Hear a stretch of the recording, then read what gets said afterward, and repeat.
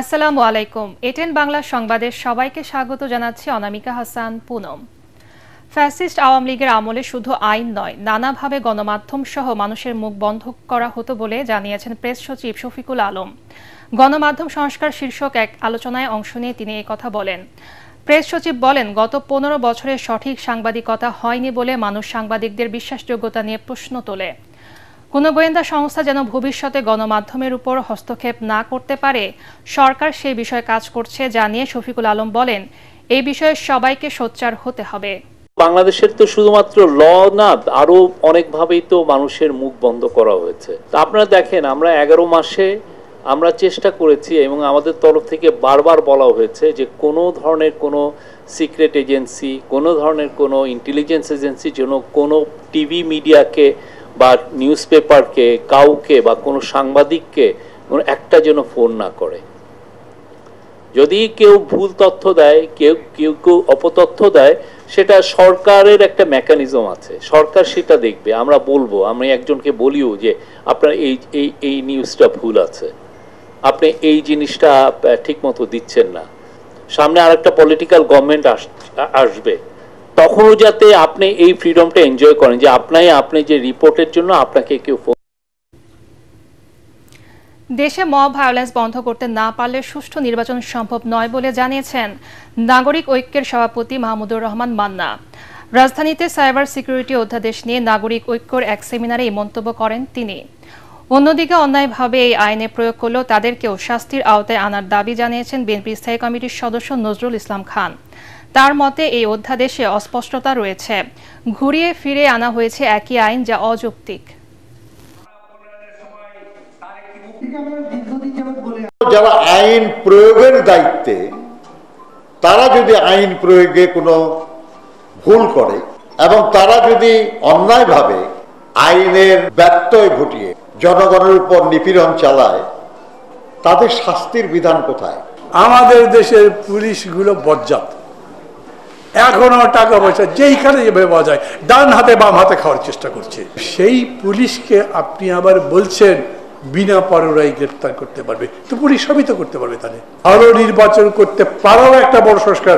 3টা টার্ম দেশে নির্বাচনের নামে যা হয়েছে, মানুষের সামনে মুখ দেখানো যায় না, পৃথিবীর কাছে আমাদের সম্মান নষ্ট হয়েছে। ভালো নির্বাচন করতে পারলেও বাংলাদেশের সম্মান বাঁচত। সেই ভালো নির্বাচন করতে পারবেন? আগামী 3 আগস্ট কেন্দ্রীয় শহীদ মিনারে জুলাই ঘোষণাপত্র পাঠের মধ্য দিয়ে নতুন বাংলাদেশের সূচনা হবে বলে মন্তব্য করেছেন এনসিপির আহ্বায়ক নাহিদ ইসলাম।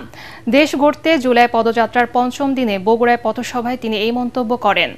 যারা গণ অভ্যুত্থানে হতাহতদের সংবিধানে শহীদের মর্যাদা দিতে চায় না, তারা মুজিববাদের পাহারাদার বলেও মন্তব্য করেন এনসিপির এই শীর্ষ নেতা।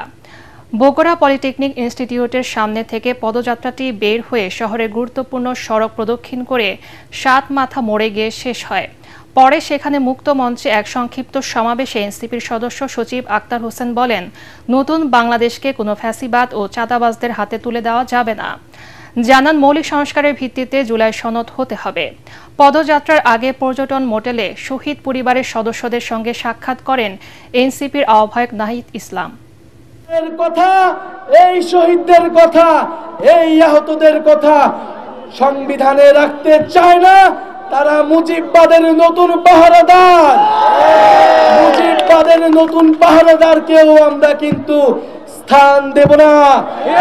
মুজিববাদীরা পলাতক হয়েছে, মুজিববাদীরা ভারতে পালিয়েছে, কারণ এটা কোনো বাংলাদেশি পার্টি ছিল না। এই বগুড়া থেকেই গোটা বাংলাদেশে এনসিপির রাজনীতি প্রতিষ্ঠিত হবে ইনশাআল্লাহ। এই বগুড়ার মানুষকে গত 16 বছর ধরে অবর্ণনীয় নির্যাতনের মধ্য দিয়ে যেতে হয়েছে।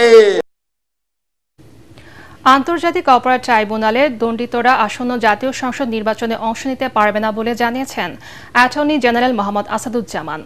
রাজধানীতে এক বিতর্ক অনুষ্ঠানে তিনি বলেন, ওই নির্বাচনে দল হিসেবে আওয়ামী লীগ অংশ নিতে পারবে কিনা তা সরকারের নীতিগত সিদ্ধান্তের বিষয়। এ সময় জুলাই আন্দোলনের মতো আগামীতে দেশে যেন কোনো পরিস্থিতির সৃষ্টি না হয় সে বিষয়ে ভবিষ্যতে যারা ক্ষমতায় আসবেন তাদের সতর্ক থাকার আহ্বান জানান ডিবেট ফর ডেমোক্রেসির চেয়ারম্যান হাসান আহমেদ চৌধুরী কিরণ।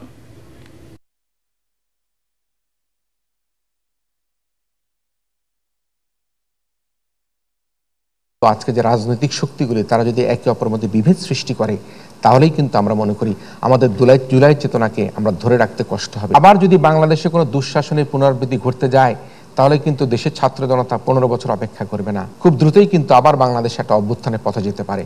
তাই ভবিষ্যৎ রাজনীতিতে যারা ক্ষমতায় আসবেন তাদের প্রতি অনুরোধ রইল বাংলাদেশে যাতে আর ভবিষ্যতে কোনোদিন কোনো ফ্যাসিস্টের কোনো জন্মগ্রহণ করা না হয়। পরবর্তী সংবাদ দেখার আমন্ত্রণ জানিয়ে এখনকার মতো শেষ করছি। ATN বাংলার সংবাদ ইউটিউবে দেখতে ব্রাউজ করুন YouTube/ATN বাংলা নিউজ। ধন্যবাদ সবাইকে।